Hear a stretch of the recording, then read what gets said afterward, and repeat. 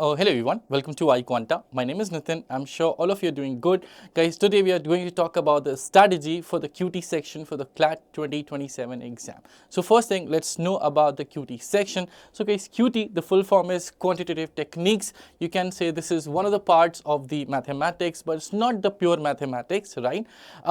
And this section, they're asking around 10 to 12 questions from last 4 to 5 years. You can say they're asking around 10% of the questions in this section. So guys, बहुत सारे students जो non math students होते हैं वो मुझसे अक्सर ये पूछते हैं कि सर मैंने मैथ्स बहुत टाइम से नहीं पढ़ी है और हाँ इस सेक्शन में बहुत ज़्यादा सवाल भी नहीं आते हैं, सिर्फ 10% पेपर ही होता है, तो क्या मैं इस सेक्शन को स्किप कर सकता हूँ? तो गाइस इन सबको मेरा एक ही आंसर है कि बिल्कुल भी नहीं। क्यों? क्योंकि गाइस ये सेक्शन एक ऐसा सेक्शन है जो आखिरी में मेक और ब्रेक बन जाता है, राइट?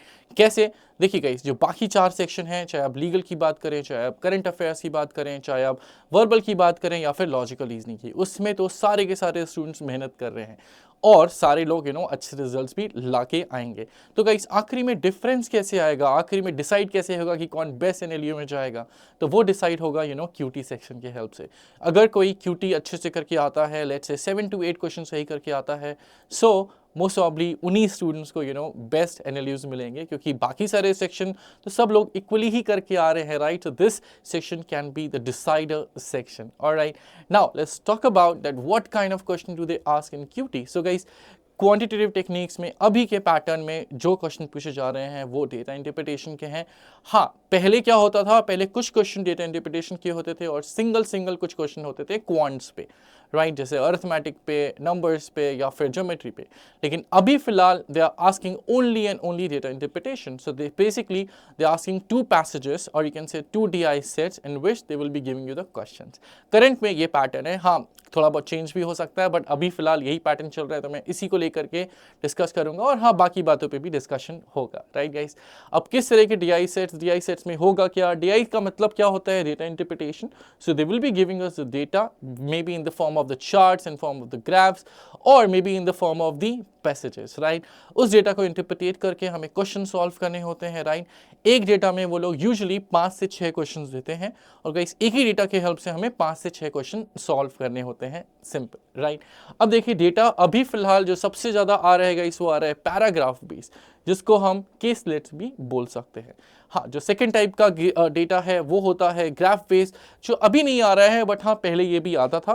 तो कहीं हम इग्नोर नहीं कर सकते, हम किसी भी फैक्टर को इग्नोर नहीं करेंगे, क्योंकि जो कॉम्पिटिटिव टेस्ट होते हैं उनका नेचर है कि हिस्ट्री को रिपीट करना, राइट? जैसे कि इस साल अगर आपने पता किया होगा, आपने अगर लोगों से बात करी होगी, तो आपको पता चला होगा कि लॉजिकल रीजनिंग के सेक्शन में बहुत सालों से सिर्फ वर्बल रीजनिंग और क्रिटिकल रीजनिंग आ रही थी, लेकिन इस साल कहीं उन्होंने एनालिटिकल रीजनिंग भी रखा है, जो पहले आता था, लेकिन बहुत सालों के साथ बहुत सी सालों के बाद 4-5 सालों के बाद फिर से ऐसा हुआ कि एनालिटिकल रीजनिंग फिर से आने लगा। तो जैसे मैंने बोला, हिस्ट्री कभी भी रिपीट हो सकती है, तो हम सारे तरह के क्वेश्चंस को प्रैक्टिस करेंगे।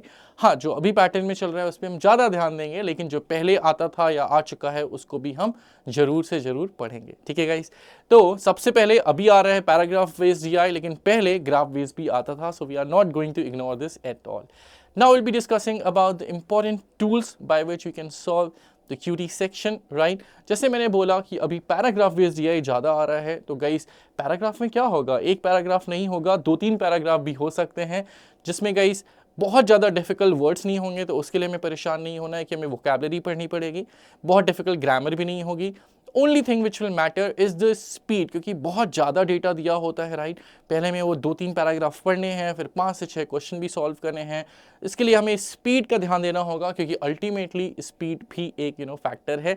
अल्टीमेटली हमें कॉम्पिटिटिव टेस्ट की प्रिपरेशन कर रहे हैं, तो हमें स्पीड तो ध्यान देनी ही देनी है, ऑब्वियसली, राइट?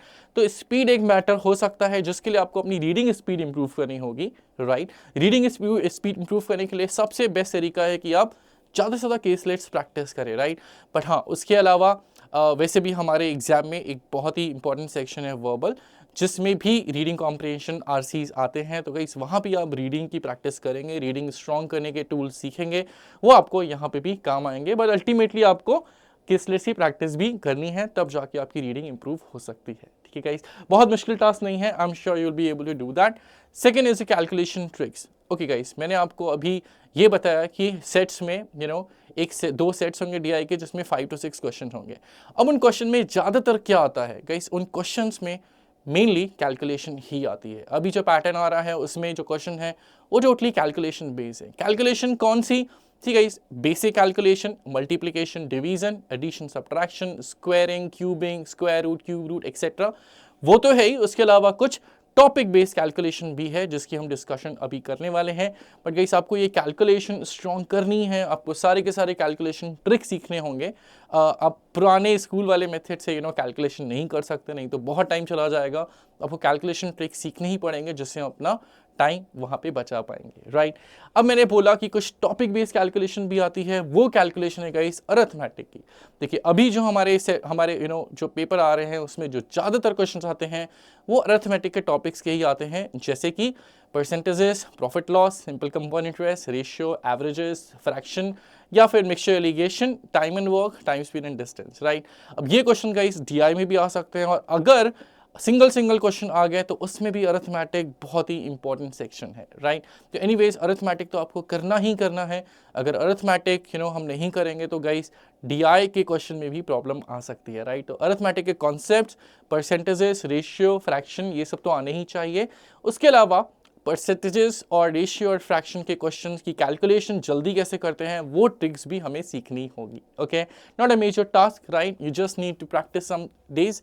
नाउ उसके बाद कुछ क्वेश्चंस मेंसुरेशन, पीएनसी और प्रोबेबिलिटी के भी पहले आते थे, अभी के इस करंट पैटर्न में नहीं आ रहे हैं। जब क्वांट में सिंगल क्वेश्चन आते थे तब इन टॉपिक के क्वेश्चन भी पूछे जाते थे, राइट।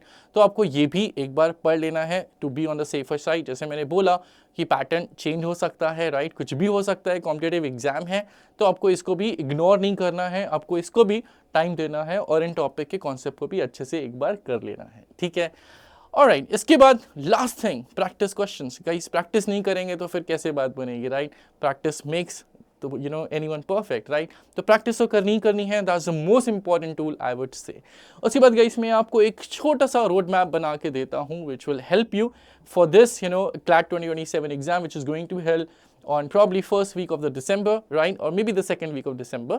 तो गाइस क्या क्या बेसिकली आपको रोड मैप में ध्यान देना है। अभी देखिए January is about to end, right, Feb is about to start, तो मैंने फेब से स्टार्ट किया है। देखिए फेब और मार्च में आप अरिथमेटिक की प्रैक्टिस करेंगे। मैंने 2 महीने रखे हैं क्योंकि सिर्फ क्यूटी नहीं पढ़ना है, बाकी सेक्शन भी पढ़ने हैं ऑब्वियसली। तो गाइस इन 2 मंथ्स में आप अरिथमेटिक पूरी कवर कर लीजिए, राइट। सारे टॉपिक जैसे कि percentage, profit loss, simple compound interest, ratio, fraction, average, mixture allegation, time work, time speed and distance, right. उसके अलावा अप्रैल में आप कैलकुलेशन ट्रिक्स करेंगे जो मैंने शुरू में बताई थी, multiplication, division and all, right. उसके अलावा गाइस मेंसुरेशन, पीएनसी और प्रोबेबिलिटी, ये सारे टॉपिक्स आप अप्रैल में कवर करेंगे, राइट। मई, जून, जुलाई में आपको सिर्फ और सिर्फ डीआई प्रैक्टिस ही करनी है क्योंकि अल्टीमेटली गाइस क्वेश्चन आएंगे डीआई के। और हाँ, जैसे जैसे आप ये क्वेश्चंस करेंगे इन टॉपिक्स के, चाहे आप बात करें अरिथमेटिक की, मेंसुरेशन, पीएनसी की या फिर डीआई प्रैक्टिस की, शुरू में गाइस आप लोग टाइमर नहीं लगाइएगा, राइट। शुरू में आप सिर्फ प्रैक्टिस पे फोकस कीजिएगा, सिर्फ ये फोकस कीजिए कि आपके क्वेश्चन सही सॉल्व हो जाएं, राइट। जैसे जैसे आप टॉपिक में स्ट्रांग होते जाएंगे फिर आप उन्हीं क्वेश्चन को टाइमर के साथ करेंगे क्योंकि जैसे मैंने बोला अल्टीमेटली एग्जाम में भी टाइमर होगा और आपको स्पीड को ध्यान देना है, ठीक है गाइस, सिंपल। फिर अगस्त से सितंबर में हम सिर्फ और सिर्फ क्यूटी के सेक्शनल टेस्ट करेंगे, राइट। और उसके बाद अक्टूबर नवंबर में हम करेंगे फुल लेंथ मॉक जिसमें हम सारे के सारे सेक्शन हमारे फुल लेंथ मॉक में आएंगे ऑब्वियसली। और गाइस ये नहीं कि सिर्फ टेस्ट देना है, राइट। कोई भी टेस्ट हो, चाहे वो सेक्शनल टेस्ट हो, चाहे वो फुल लेंथ टेस्ट हो, टेस्ट जब भी आप देंगे अगला टेस्ट करने से पहले पुराने टेस्ट को बहुत ही अच्छे से एनालाइज करना है, राइट। अगर 2 घंटे का टेस्ट है तो आपको 4 घंटे उसको एनालाइज करना है ताकि आप नेक्स्ट टेस्ट में वो पुराने टेस्ट वाली मिस्टेक्स ना रिपीट करें, सिंपल। तो गाइस ये हो गया हमारा रोड मैप। ऑब्वियसली ये सब गाते गाइस मैंने यहाँ पे आपको बताई हैं, लेकिन इनको एग्जीक्यूट आपको ही करना है। थोड़ा बहुत आगे पीछे होगा कोई बात नहीं, लेकिन ओवरऑल मोटा मोटा ऐसा ही आप करेंगे तो आप डेफिनेटली क्यूटी सेक्शन में बहुत ही अच्छे मार्क्स लेके आने वाले हैं, right. So this is guys all about this video, this short video. In the next session we'll be discussing more points about QT. We'll be discussing a lot of sets as well. I'll be telling you some arithmetic topics as well in this channel, and I'm also going to tell you the calculation tricks. Alright guys, so this is all for this video. Thank you so much. Bye bye.